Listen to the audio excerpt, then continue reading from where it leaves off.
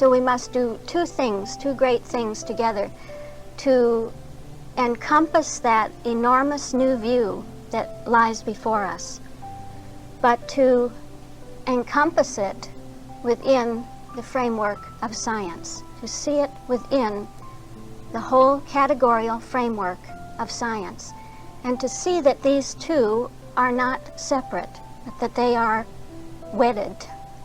The bigness of the idea, the newness of the idea, the greatness of it is one with the structure of science, the structure of being itself. Okay, so then we come to love, the standpoint of love, and here would be the attractor in the field. This is the goal of principle under the impulsion of life, truth, and love, namely that love wants to fulfill the science of man through the science of life and the science of the one being. So we have Jesus teaching that science of life and teaching the science of being. How is that done, really? It's done through the two remaining orders, the order of Christianity and the order of science, so that we get the science of life coming out through the Christianity order and the science of being coming out through the science order. So actually the Christianity order starts in chapter 6, and we are at the point of principle as principle. Here is love, presenting what? Presenting the outcome, presenting the reward. The reward is something very beautiful. He says, don't be like the hypocrites. So you get the emptiness of going through the ritualistic motions being contrasted by the fullness of love, the oneness with principle, with the sense of a full reward, that you have your reward. It's a love sense. It's reward, reward, reward. Everywhere you look here, after he has closed out the Christ order with that sense of, be ye therefore perfect. Here's that coincidence of mind with mind, huh? Be ye therefore perfect, even as your Father, which is in heaven, is perfect. And then we see the reward of that. He says, take heed that ye do not your alms before men, to be seen of them. Otherwise ye have no reward of your Father. And then he speaks of the hypocrites. What do? And he says, they have their reward. Thine alms need to be in secret, and thy Father, which seeth in secret, himself shall reward thee. How? Openly. Huh? He speaks again of the hypocrites. They love to pray standing in the synagogues and in corners of the streets. You see, they like to be seen. It's an outward show to try to prove something, to try to prove that they are in the right state of mind, the right state of consciousness, that they're doing what they should be doing, you see. And he says, verily, they have their reward. But thou, when thou prayest, enter into thy closet. Enter into thy closet, and when thou hast shut the door, pray to thy Father, which is in secret, and thy Father, which seeth in secret, shall reward thee openly. It's just all about the reward, about the quality of the secret place, of being secret, of being alone with God principle, you see, not having it as a showy thing. And so it's hypocrisy versus honesty, really. Very much a principle tone, that honesty of principle. You know, from the chapter on prayer, what that honesty is, honesty within and without, that there's no discrepancy, that what you see is what you get, and that there's no discrepancy between those two. Here you see we have the source of what we find in the prayer chapter in the 6th and 7th tones of the prayer chapter, very, very much, the truth and love tones in prayer, and where he is bringing out the balance of the closed with the open, the balance of a closed system with an open system. To be closed, you see, to be in secret, to be one in consciousness with God, has an open reward, that you're rewarded openly. Don't be like the heathen. Your Father knoweth what things ye have need of before ye ask him. Oh boy, oh boy. Oh yes. See, that's the goal already known to love, the retrocausality. Your Father knoweth what things ye have need of before ye ask him. The raising up of the desire, the raising up of the question, of the asking, is only by virtue of the fact that the answer, the thing itself, is there already, you see. Beautiful sense of the relationship of principle and idea as outcome. And here we have the disciples' prayer, which is for us the Lord's Prayer, coming up in the Christianity section of the Sermon on the Mount. That which, of course, Mrs. Eddy lifted to the higher tone, the highest tone of science. You know that the close of that prayer is, "And lead us not into temptation, but deliver us from evil." This is the perfect prayer, prayer really being its own reward. He says, if you forgive, you are forgiven. If you don't forgive, you are not forgiven. Be ye perfect, as your Father is perfect. That this is its own reward, to be perfect as the Father is perfect. So again, we hear a great sense of the coincidence of principle and its idea. And we see that love as Christianity is that which integrates everything, that through the equipollence of love, all events, all circumstances, all so-called crises within our life are brought into such a vast relationship, a relationship of that realm that includes all phenomena, all experiences, that love shows the relationship of every event to love, to love's plan. Love puts everything into the matrix of love and never allows an experience to go unplaced, to not have its place value.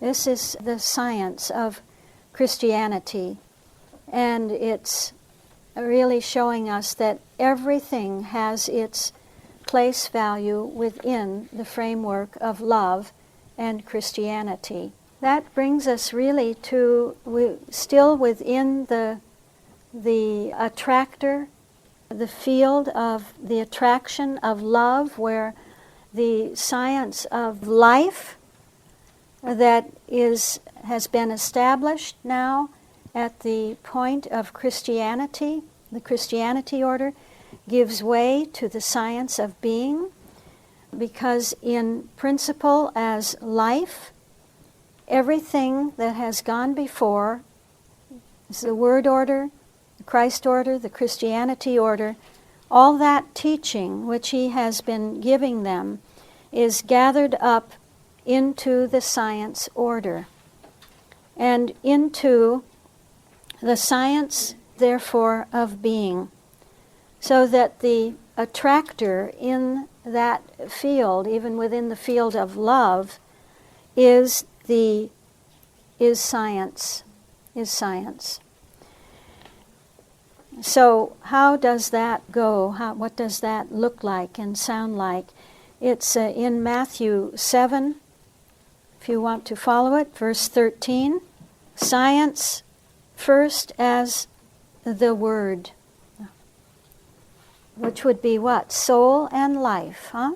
Remember that from the science order? Soul and life.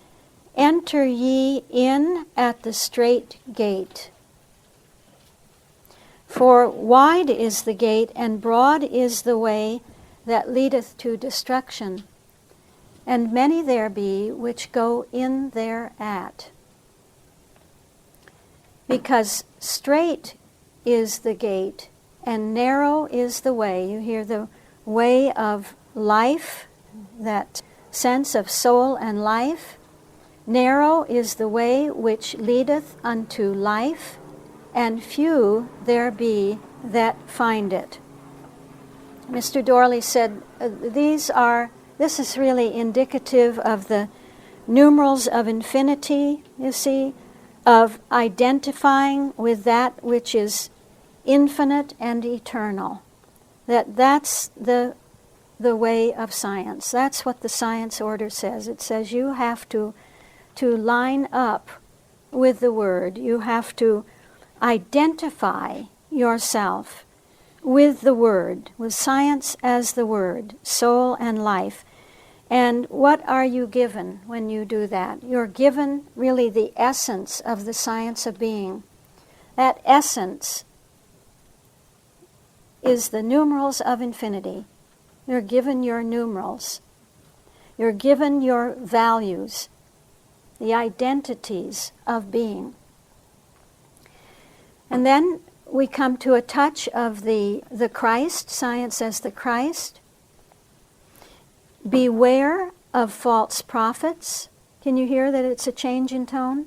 Huh? What would that be to you? A touch of the Christ, huh?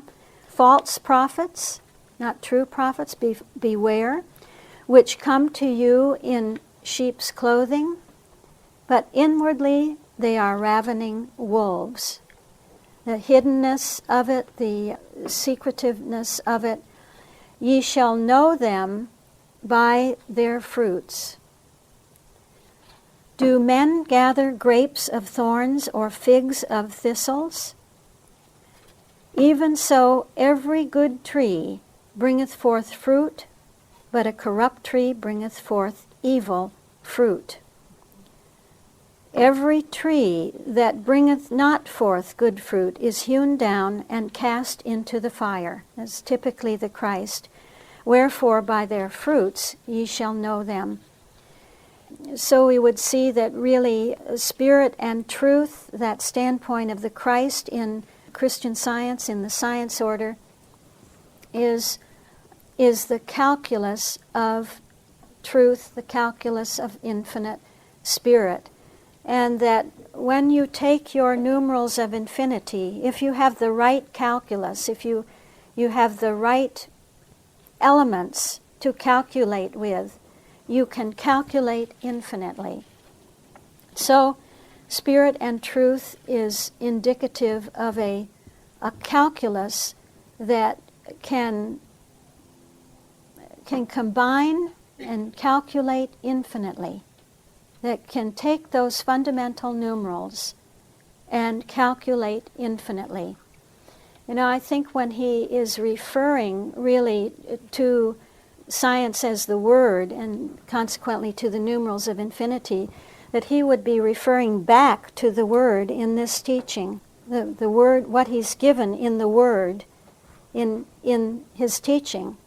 Does that make sense? I'm just feeling that out. I want to know more about this Sermon on the Mount, this fundamental teaching that he has given as the, the blessedness of the blessed are ye and so forth, the blessedness of this principle.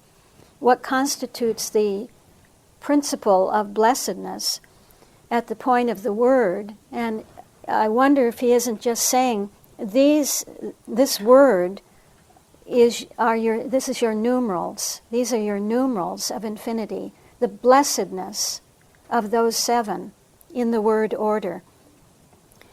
And that then, if you will calculate with them rightly through the Christ, through what I've taught you about the Christ, if you will distill that, if you're able to distill that, you find that you have an infinite calculus with which to calculate those numerals. And thirdly, that then there would be an outcome, and that outcome is always mind and love. What is that in the science order? Pardon? Christianity. It's Christianity, but how is it distinguished? How do we define that? What do we say about that? It's the what? It's the matrix or the fourth dimension, yeah. The fourth dimension of spirit, or the matrix, where we would see that all the infinite calculations that come forth infinitely from the combining and calculating of the true calculus with the nature, the sevenfold nature of God, that this brings forth something that is an infinite realm of output. So Christianity always contains that which is brought forth by the Word and the Christ. Finally, we would see that, let's just read it through. I'm not sure what we'll find, but not everyone, this is now mind and love, Christianity, not everyone that saith unto me, Lord, Lord, shall enter the kingdom of heaven, but he that doeth the will of my Father which is in heaven. In other words, there's no Christianity without the Word and the Christ, huh? You hear that? He that doeth the will of, he that doeth, that's a Christ, the will of the Father, the Word, huh? Which is in heaven. In other words, if you have that hypocritical, that hypocrisy that is not aligned perfectly, coincident with the Word, the Christ, Christianity, and science, don't think that you can jump into the realm of Christianity. Don't think that you can have Christianity on a superficial basis. It has to be rooted in that Word. It has to be the doing of the will of the Father. That's the Christ, isn't it? That this is what enables you to enter the kingdom of heaven, to enter that realm. Many will say to me in that day, Lord, Lord, have we not prophesied in thy name? And in thy name have cast out devils? See, to prophesy has a touch of the Christ. In thy name, a touch of the Word. In thy name have cast out devils. And in thy name done many wonderful works. It's contrasting the emptiness. You see, this is emptiness. Because he says, then will I profess unto them, I never knew you. I never knew you. You see, it was empty words. It was superficial words. It was the hypocrisy of words. I never knew you. Depart from me, ye that work iniquity. So that there's no Christianity without the trueness, the depth of the Word and the Christ.